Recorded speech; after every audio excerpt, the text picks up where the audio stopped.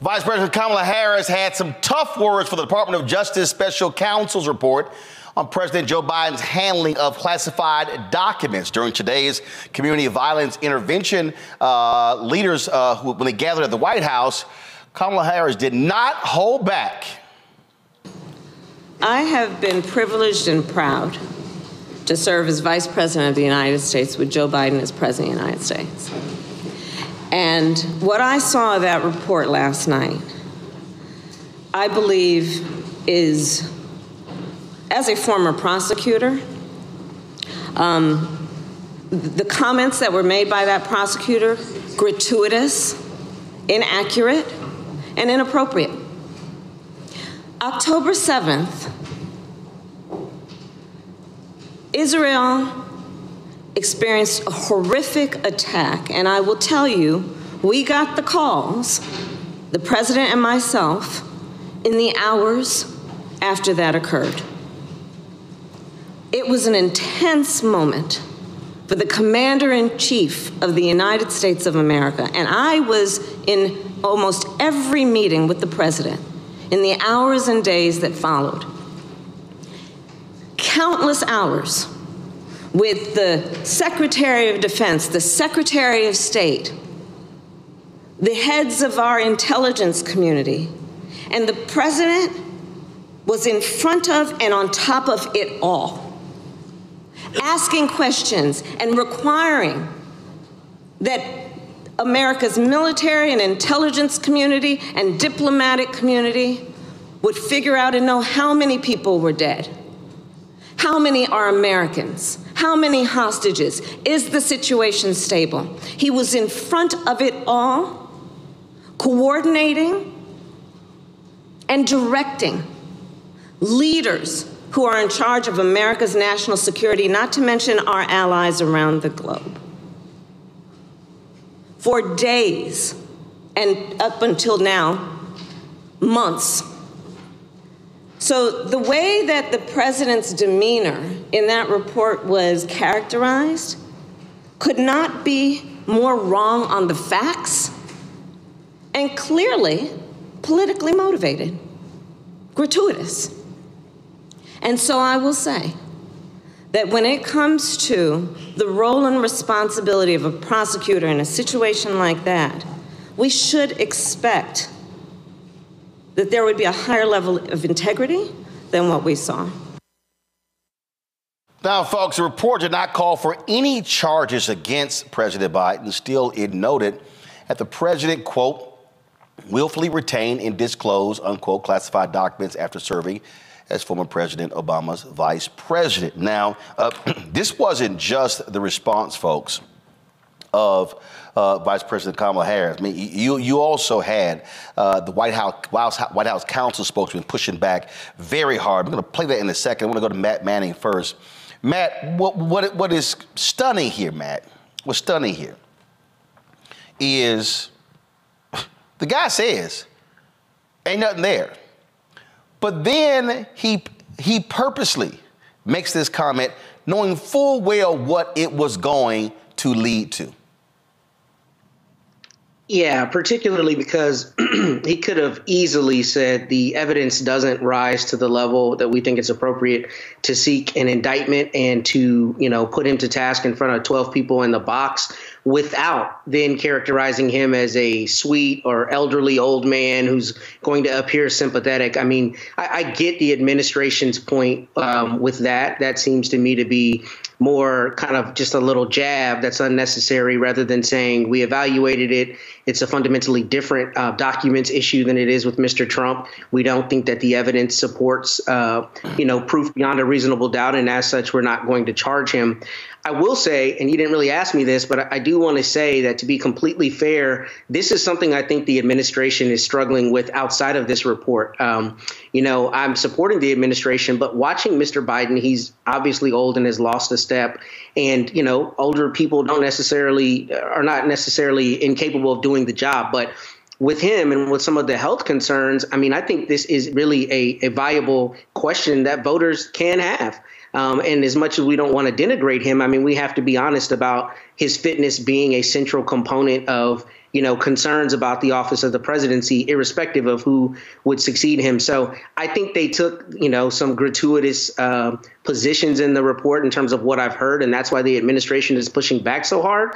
But I think they're also pushing back so hard because it's evident that this is a concern with voters and that Mr. Biden has clearly lost a step, and that is going to have some effect on the election. I don't know the extent to which it'll have an effect, but it is a salient issue. And the reality is, no matter how much they come out with statements, we've seen the videos where these things have happened. So it is a problem that they're already dealing with, and this is one that seems to make it worse. But here's the thing here. So when I hear that phrase, he's lost a step, Kelly, it's interesting to me because there are numerous videos. Just Sunday, Speaker Mike Johnson, much younger dude, was on Meet the Press, and he got different world leaders' name mixed up. Donald Trump has gotten folks' name mixed up. If I'm evaluating President Joe Biden, I'm evaluating on what he's done. Now, I get it. Folks want to say, oh, I'm watching him and I think he's moving too slow. I think he talks too slow. I am grading him. What have you done? And I will say this right now, and I fundamentally believe it. If you actually compare side by side the accomplishments of President Obama in his first 3 years and President Biden in his first 3 years, Biden beats him. So my deal is, do I want a young, virile person who hasn't accomplished a lot, or do I want somebody who got stuff done? To me, that's the argument the White House should be actually making. Yeah. Yes, but I don't think we need to harp on this fact, because at the end of the day, the fact of the matter is, whether you want this to be the reality or not, this election is going to come down to two old white men. I do not think Nikki Haley's going to make it. It's going to be down between Biden and Trump, right? And if you are not going to make the argument of ageism and mental capacity and what is liveliness, so to speak, if you're not going to have that same standard for Trump, who, by the way, got COVID while he was in office, has a plethora of clips of not only him forgetting things, him standing 10 toes down on him not forgetting things that he obviously did. His cadence on speaking has psychologists befuddled as to why he has not been tested for other psychological issues.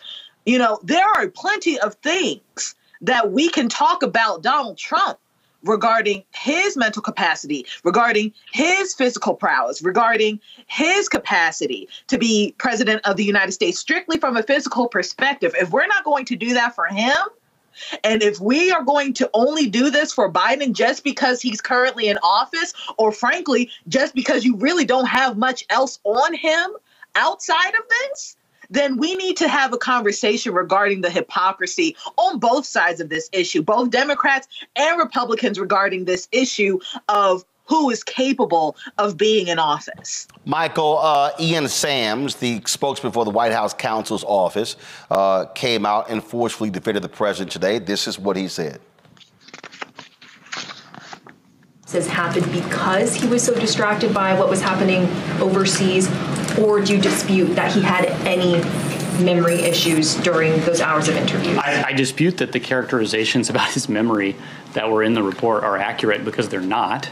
And I think the president spoke very clearly about how his mind was on other things. I mean, he was dealing with a huge international crisis of great global consequence.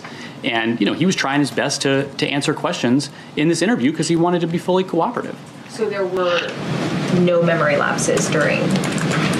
I think there's something important that people should remember about the way that sort of interviews like this happen. God forbid, one of you guys ever have to get interviewed by a prosecutor, and, I hope you don't. Witnesses are told, as I mentioned, by special counsel, to do the best they can to recall or remember things.